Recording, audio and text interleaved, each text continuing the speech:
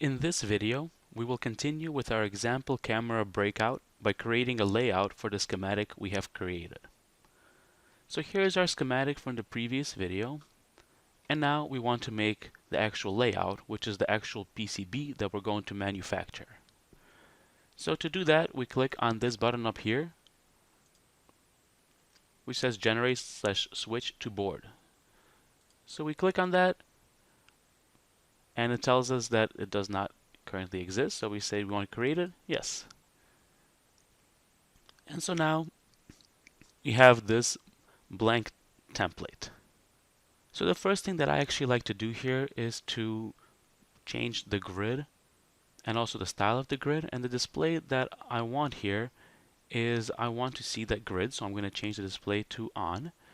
And well, for now we can keep this 0.5-inch display, but later we may want to change it. So now you can see the grid actually shows up here. So these are my various components, and I want to place them somewhere on this board. Now I can try to minimize the size of this board, but for a breakout board that's not really necessary. When we're making a final product and we want to make it really small, then that's going to be important. But for now, our goal is just to give access to all of the pins. So size is not that big of an issue. But still, we don't want to be too sloppy with our design. So first of all, let me actually save this because I haven't done that yet, and it's always a good idea. So I'll just call this board.brd, and we should probably do the same thing with our schematic, which actually got saved automatically to board.sch, and now these two things match. By the way, if I change something in my schematic, that change is going to get reflected in the board that I'm making too, in the layout. So that's actually a very nice automatic feature, which keeps these two design components, the schematic and the layout, synchronized. So now we go back to our layout. In the free version of Eagle, I cannot place things outside of the board boundary. So if I pick up this capacitor and I try to place it right here, it's going to tell me that I can't do that. And that's okay. It's not really that important of a feature. I have to place it somewhere in the board, and then I can't place it back outside. For now, if I just hit escape, it'll put it back to where it was, so that's okay. But let's begin.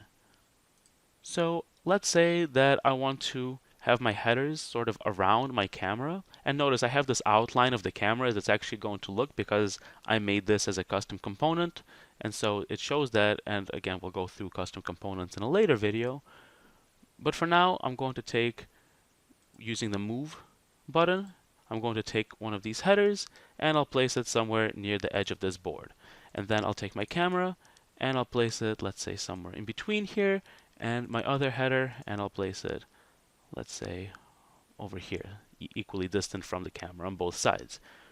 Okay.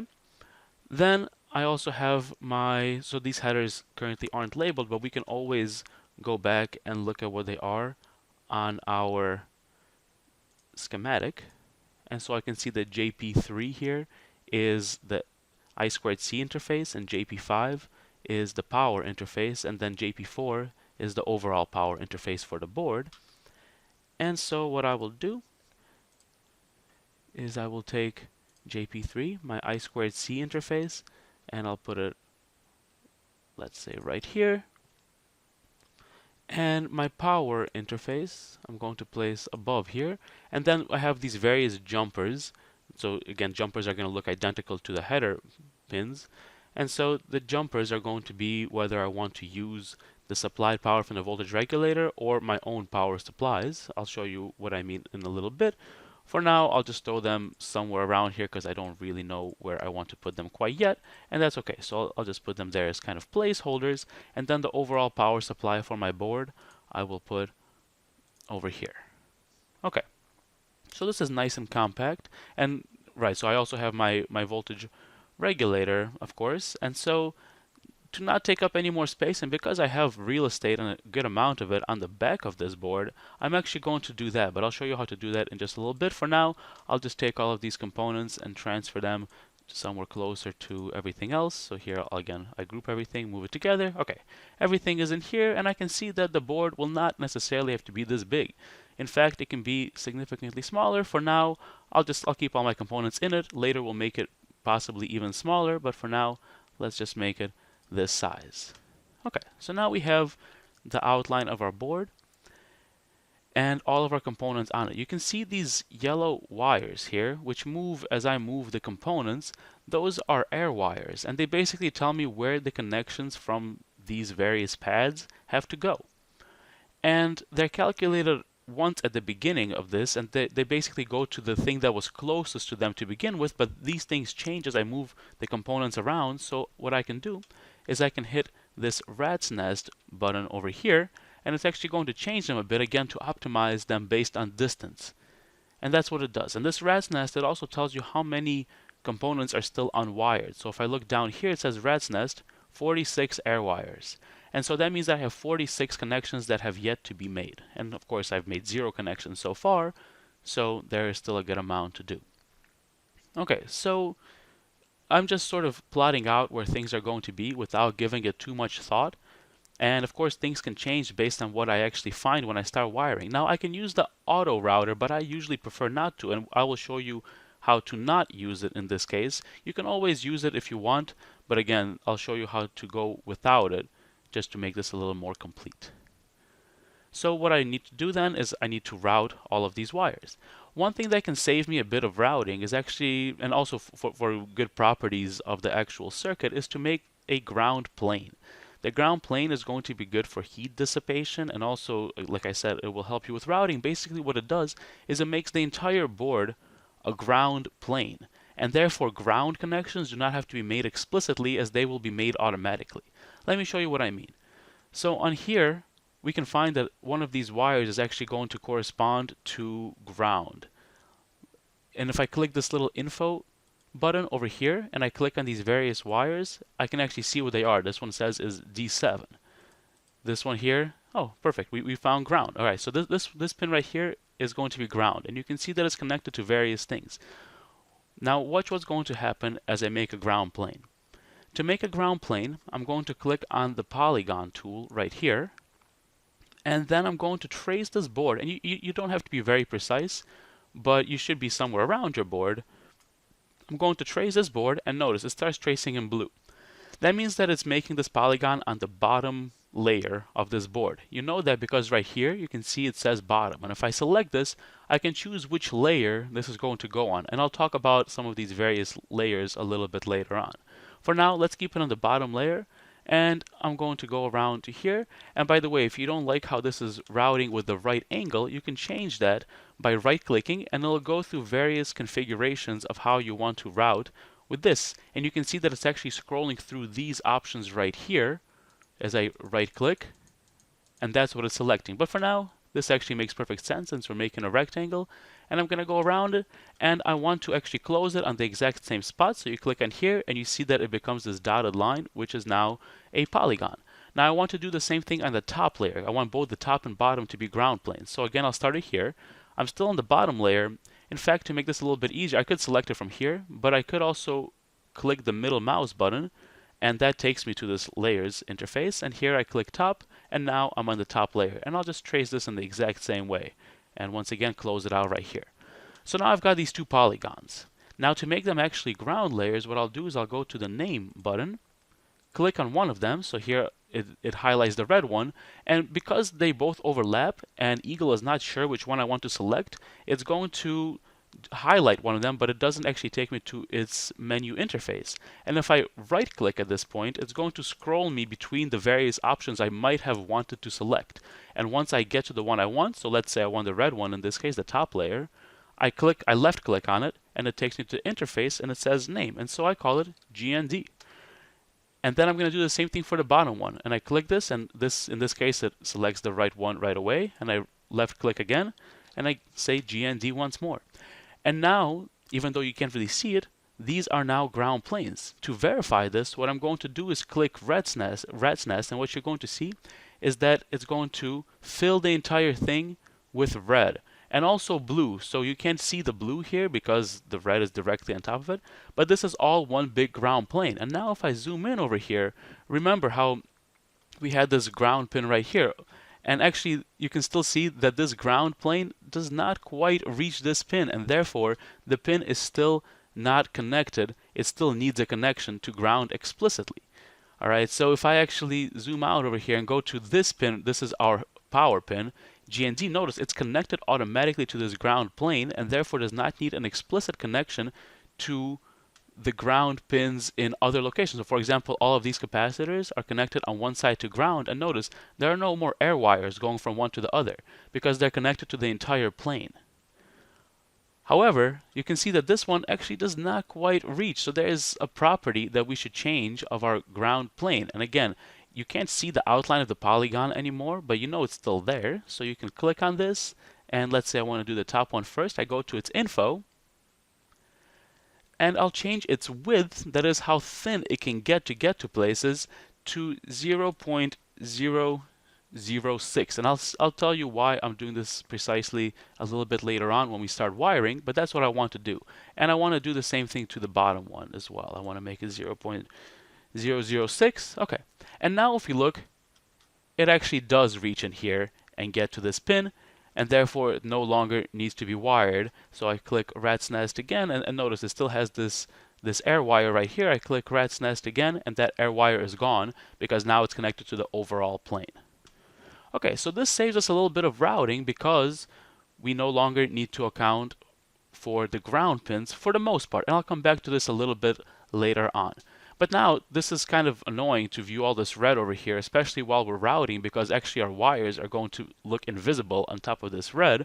So what we want to do is get rid of this, and there's no really good way to do this in Eagle, unfortunately. But one thing you can do is in this command prompt up here, type up rip up space and semicolon, and it'll get rid of those ground planes. Now they still exist, and that's very important. Notice there are no air wires going from the ground pins on various things.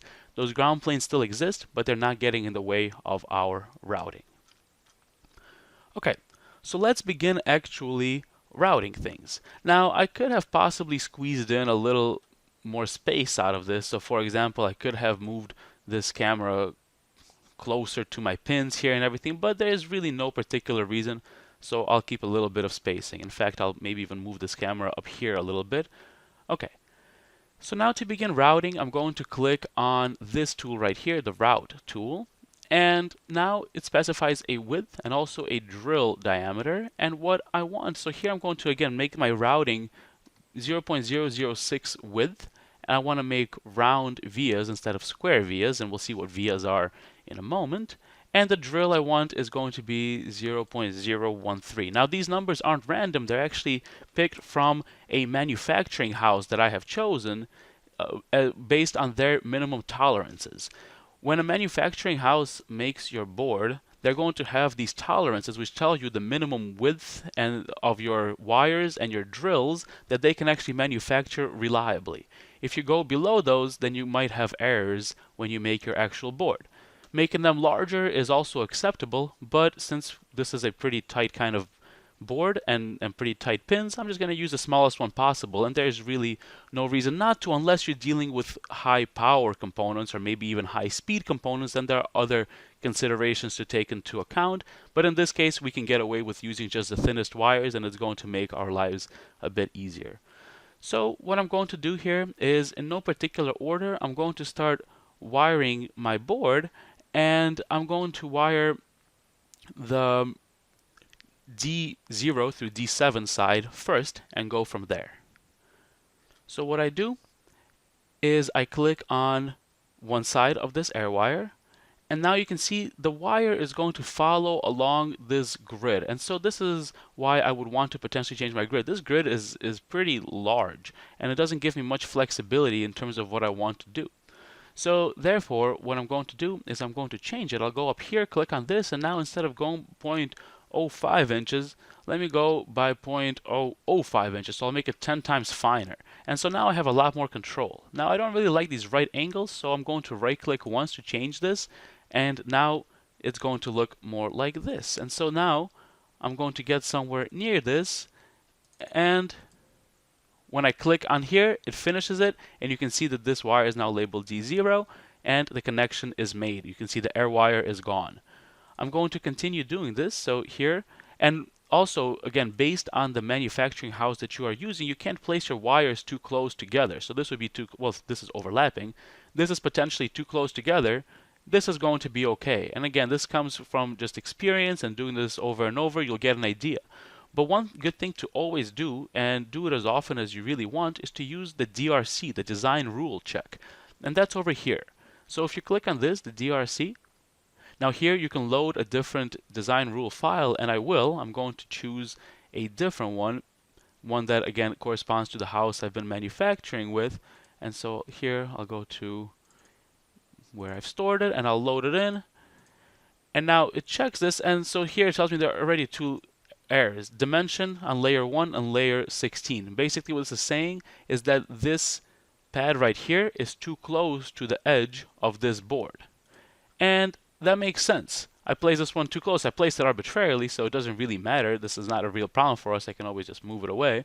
And now the DRC is going to pass, and everything is good. It tells you down here, no errors.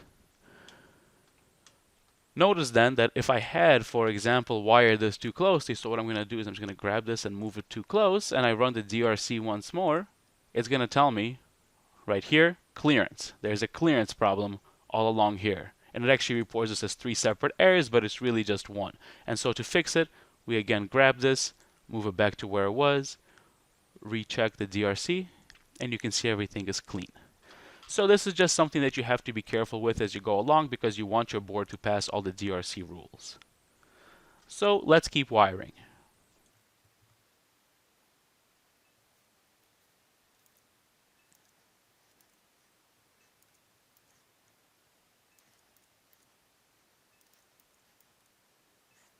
Okay, so now I've wired all of my inputs or outputs D0 to D7.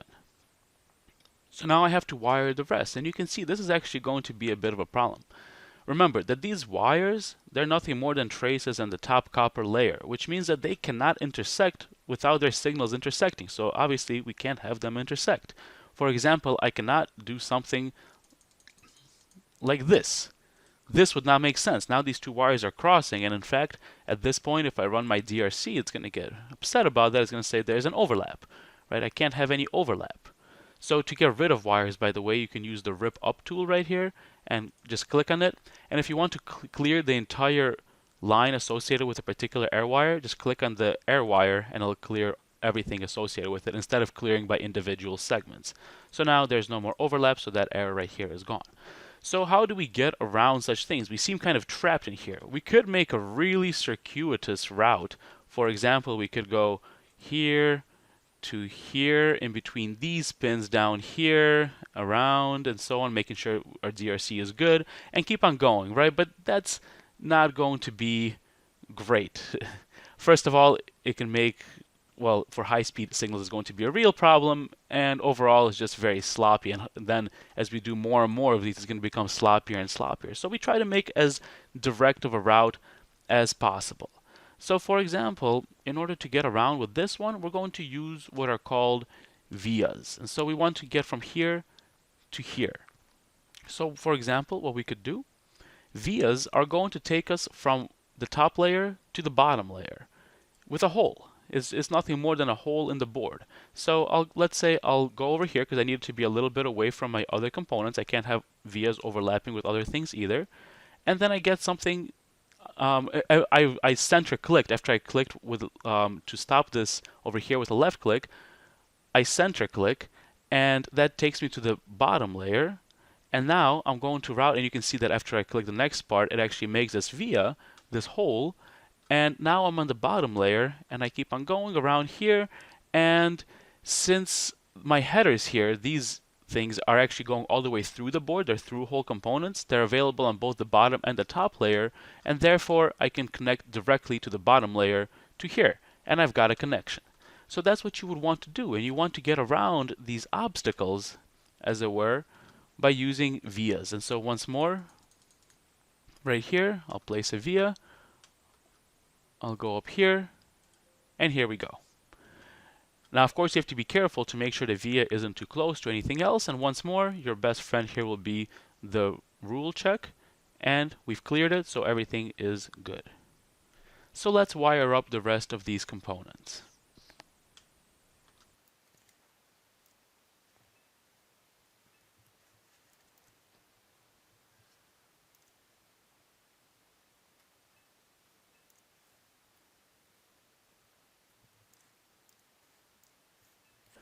So one thing you may actually notice right here when I made this via is that I may be getting too close to these wires right here, and let's verify that. So I run the design rule check, and yes, I'm too close to these. So it looks like I need to change something in order to make this work better. So I need to leave more space in between these.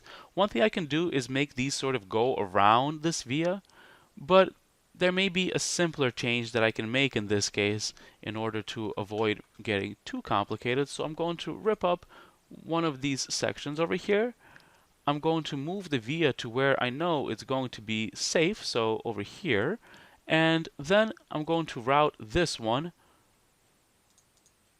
around it in a safe fashion. Okay, so now we should be good. Back to here. Now notice I left a lot more space on either side of this, but now my lines are crooked. I don't like that, so I'm going to rip up this section and this section, and now I'm going to straighten it out by going from here to here, and then from here to here. And now this should clear the design rule check. And this will be an iterative process. As you keep on routing, you'll find that you need to make slight changes in order to accommodate all the various signals that are coming through this. So let's keep going.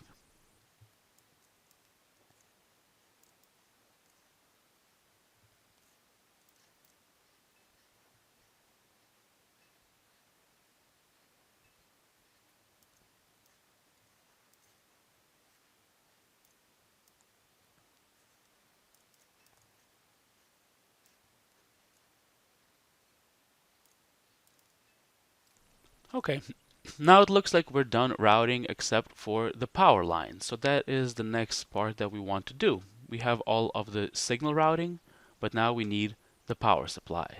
So let's take a look at that. To keep my board nice and small, or as small as possible without getting too cramped, I'm going to place the voltage regulator on the back side of the board instead of on the top. As you can see, this whole area will be taken by the camera, and so I'll place it on the back again by by center clicking, and that will change it from the top to the bottom layer. And furthermore, I will rotate it to this orientation right here. Now, there are a lot of things that are showing up here that are kind of annoying. It takes up a lot of space, so I can turn off various layers. If I go over here, there are many layers that are showing up. The ones that are highlighted in blue are the ones that are displayed.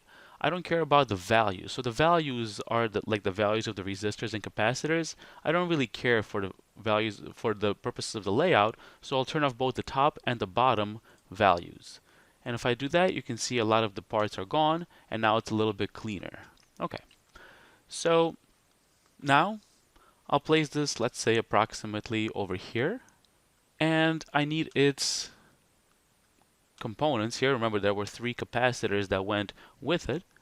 Specifically, those capacitors, if we look back at our schematic, are capacitors 1, 2, and 3, and the 4th one goes with the overall power supply. So I'll move those over. Capacitor 1 looks like it's associated with this pin. Also, I'll transfer to the back layer. Capacitor 2 is going to go, looks like with a couple pins here actually. Again, to the back layer. We can change this a little bit later. And capacitor 3 is going to be associated with this pin, back layer, bottom layer rather. Okay. So something maybe like this. We can mess around with this. Let's place the other capacitor close to where it's supposed to be as well, which is somewhere around here. And it doesn't really matter, but since all my other capacitors are in the bottom layer, let's also put it right there. And so that's going to be somewhere around here. And we also have some resistors associated with the SDA and the SCL. So let's also maybe place those.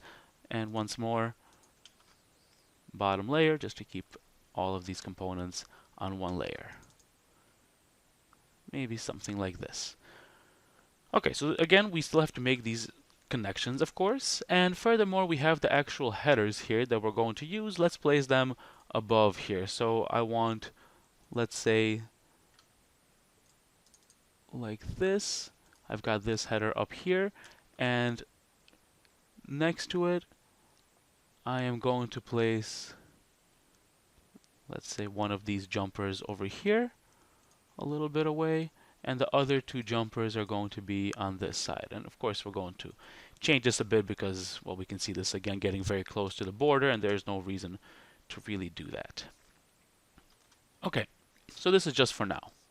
Again, let's hit Ratsnest in order to change some of these air wires to make it more efficient. Once more, of course, that's going to introduce this whole ground plane. So to get rid of it, once more, rip up, and we have what we want. So now you can see that these connections hopefully aren't going to be too bad. So let's go ahead and wire them.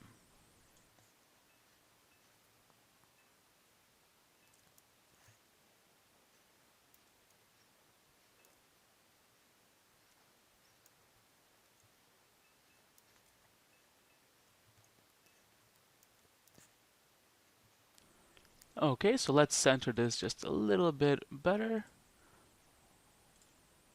by moving some of these components over. And let's keep wiring.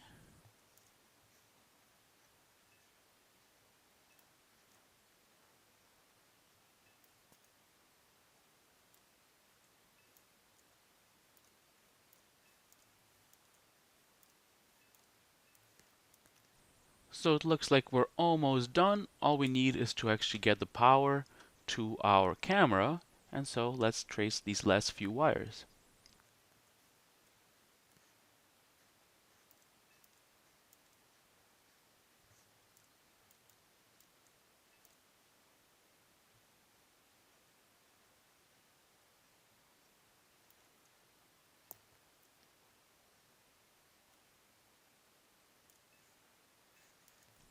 Okay, it looks like we are almost done, but you can see there's actually an air wire right here between these two ground pins. So let's see what happens when we make a rat's nest. It says that there are two air wires left, and that can oftentimes happen when you make some tight wiring, because your actual wires, they interrupt the ground plane. Notice the ground pour, it goes from here to here, but it doesn't go all the way down into here because there's not enough space in between these wires, and that can interrupt ground planes and therefore break connections. And so basically what this is saying is that this ground pin is not physically connected to this ground pin through the ground plane. And if you look carefully, you can see that is in fact the case. Look at this ground pin. It's easier to see. This is its ground pour right here, going right around. And that's it. It's isolated from everything else. However, we can remedy this quite easily without making any more wires, but only using vias. Specifically, you can see that, well, the blue plane, the bottom ground plane, is actually much larger than this red one. And so if we can make a connection from this red one to the blue one, you can see that the blue one actually does connect to other ground pins somewhere else. If you follow along, you'll see that it is going to connect. And so what you can do is you can take a via, that's this button right here, the via, and place it right here. Now, it's not automatically going to be a ground via, so in fact, if I hit rat's nest right now, it's going to isolate it. It's nothing. It's not associated with any particular net. But then I'll take my name tool and I'll name this via GND, and now we're going to fix some of our problems. Now I hit Ratsnest, and notice this is now gone, but now there's still a problem. Still there is no physical connection over here. And so what I'll do is I'll copy this. I'll copy it because this is already called ground, and I'll place one, let's say, over here, since this is all connected. And now I hit Ratsnest again, and notice that line is gone. And we're done. We made the connection by making a couple of ground vias in order to make connections. And again, you have to kind of logically think about this. There was no connection between this part and this part. So what we did was we connected the red to the blue, and the blue goes under here to here, but it doesn't actually make a connection with this red one, of course. So we made another ground to make it go from the bottom to the top, and now there is a physical connection through red to blue to red once more over here. And now everything is connected through this ground plane. So now if we look at our design, just a couple last things to do here is our board is too large, clearly. We moved components. So let's once again rip up and change our grid back to about 0.5 spacing just to make it easier to move things. And we're going to grab first our board outline and move it right down to, let's say, right around here should be okay. And let's also grab our polygons and move them down here as well. And now for one more check, Ratsnest, nothing to do, everything is set. DRC, let's check it. No errors, we're all good. Now there are still a couple things to finalize here before we want to send this off for manufacture, just to make it look nice, but that's all for this video. In the next video, we will see how to finalize our design and make it look nice.